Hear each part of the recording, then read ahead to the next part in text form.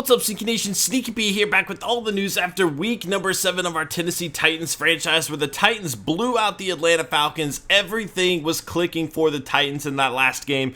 And while it's exciting, it's definitely not anything to feel too comfortable over, because we still have a Jekyll and Hyde defense. One week they come out and look like all pros, the next they look like they don't even belong in the NFL. You never really know which defense is going to show up, and that's a huge issue that we do need to address, although I am very proud of what we saw last week against the Falcons, even though if part of it was against Renfrey, they definitely got 2 interceptions against Matt Ryan too.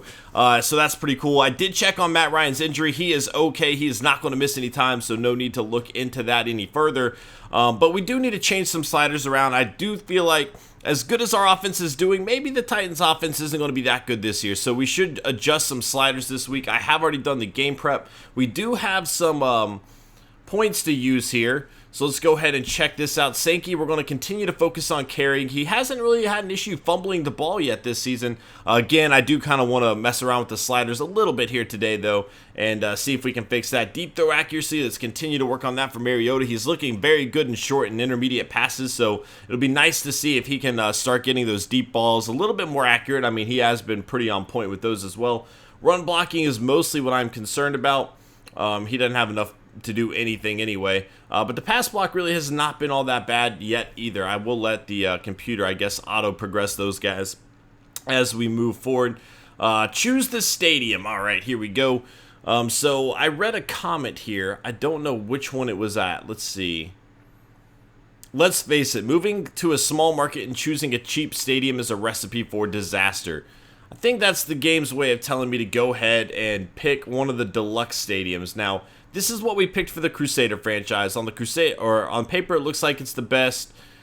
Cost versus seating, everything like that. After scrolling through them all, it really comes down to the deluxe traditional stadium and the deluxe futuristic stadium. Now, here's the thing.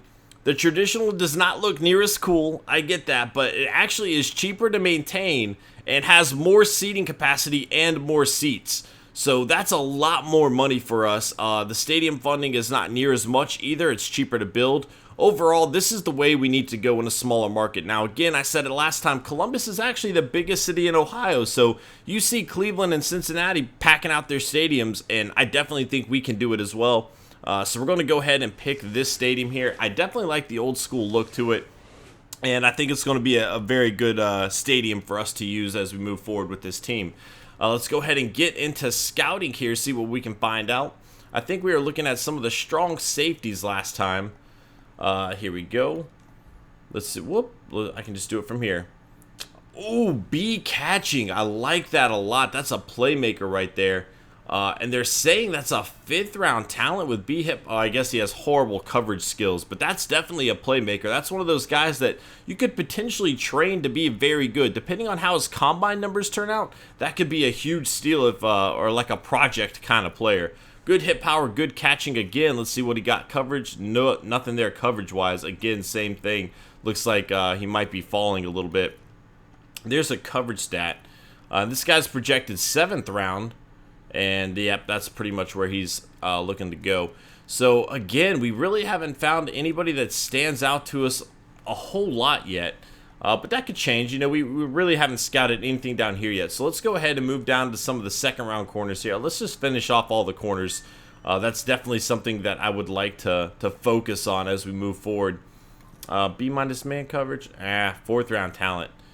And I'm not going to be able to get a whole lot done here. I think we've already scouted a lot of this. Yeah, the first ones. Boy, that looks... Oh, that's zone coverage. Again, we've looked at that. And B-minded, you know, that's not all that bad. I really should have spent some points on this guy right here. I meant to.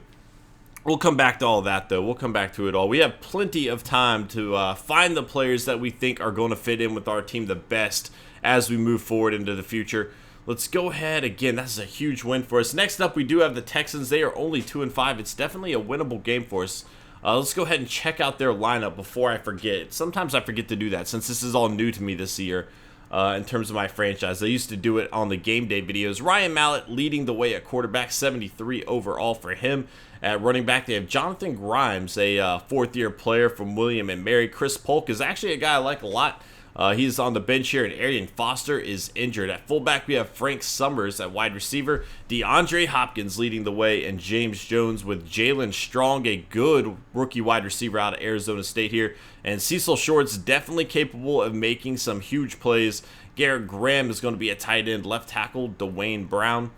Just scrolling through the list here, let's see what we got. And offensive line, really not all that good. And considering Arian Foster is out, that could diminish their running game big time. So that's something to consider. J.J. Watt at right end, an absolute beast. Vince Wilfork, a huge signing for this team. They got Clowney back from injury. I mean, this is a defense with a lot of playmakers.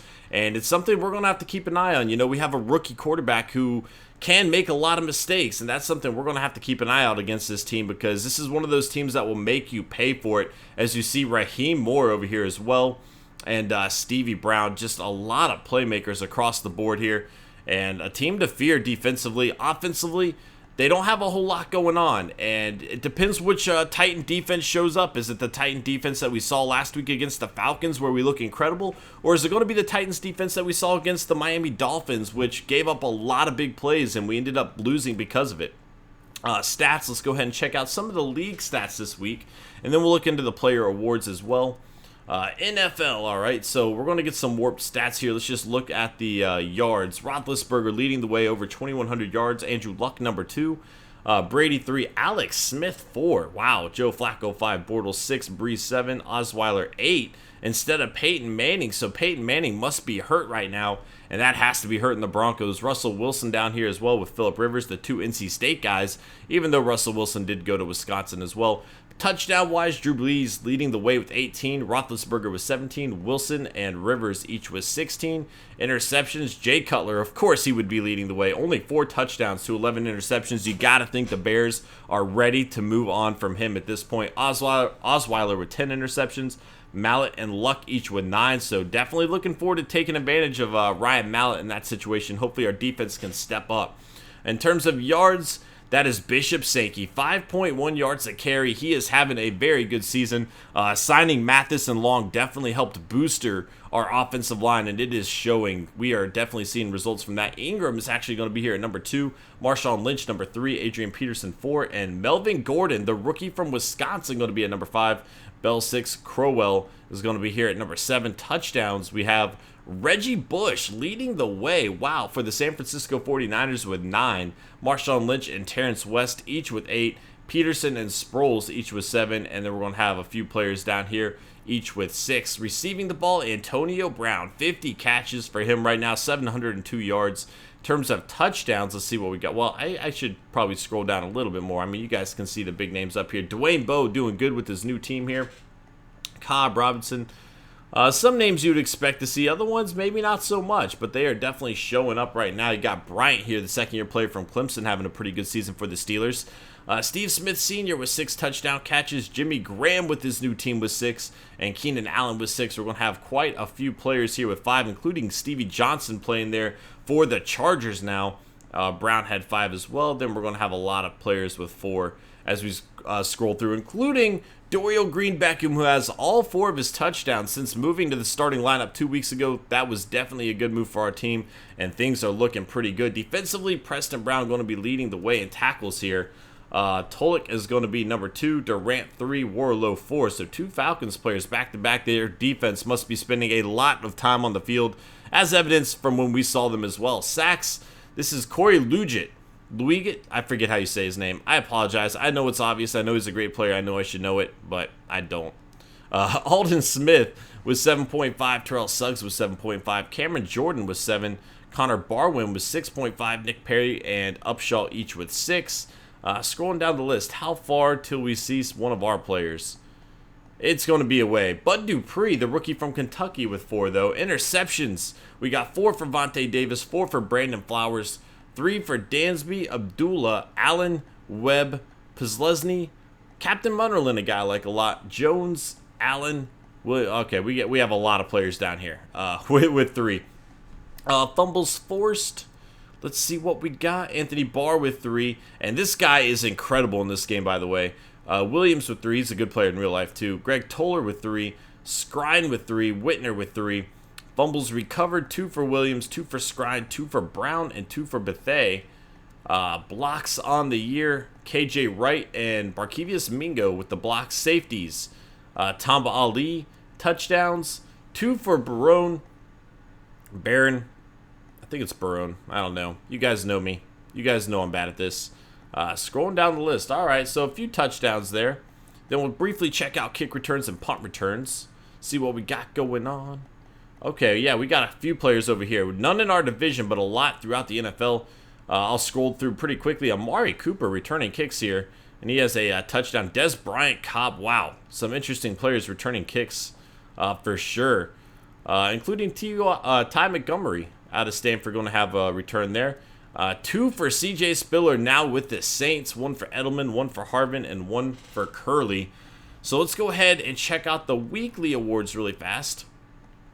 Adrian Peterson, 23 carries, 111 yards, 4.8 yards a carry, 2 rushing touchdowns, 1 receiving touchdown. Kiko Alonso over with the Eagles, a good trade for them apparently, as he had 2 interceptions to go with 8 tackles. Lofton for the Raiders, 10 tackles, 2 fumbles forced, and a fumble recovered. And then Marcus Mariota is going to make the list there. 15 to 21, 281 yards, 3 passing touchdowns, and 1 rushing touchdown for him. He is definitely playing very, very well for us, and we are very lucky to have him. Let's go ahead and fix some of the sliders really quick. Again, as good as Mariota is for us, I definitely think things have probably been just a little bit too easy for us offensively. Defensively, I'm pretty comfortable with where we're at. I think I want to increase their run blocking a little bit more. And I might just put this back at 25. We could have just had a horrible running game against the Dolphins because of their incredible defensive line. Accuracy, I'm kind of okay with where that's at. Wide receiver catching, I might move down to 50 so we don't see so many ridiculous catches maybe. Let's see. Mostly I'm worried about our offense, and overall I feel like our percentage has been okay. It's really those ridiculous catches, so maybe that will help it some. Fumbles, we are going to move this up to 20. We really haven't seen many fumbles at all, so we'll see what that does. Hopefully that doesn't do it way too much because we just moved it up 12 points. We'll kind of see how that turns out. We'll move that up 2 for them. Run blocking will probably move up 5. And then pass coverage we can move up 5. Going down the list here. Injuries, I'm going to move injuries up as well. We really haven't seen any injuries. I thought I had already done this, but maybe not. So we'll move that up as well and see if that changes anything. Guys, that is going to be it for this episode. I hope you enjoyed. If you did, please smash that like button. It definitely helps me out a lot. And I will see you guys at Week 8 as we take on the Houston Texans. Later.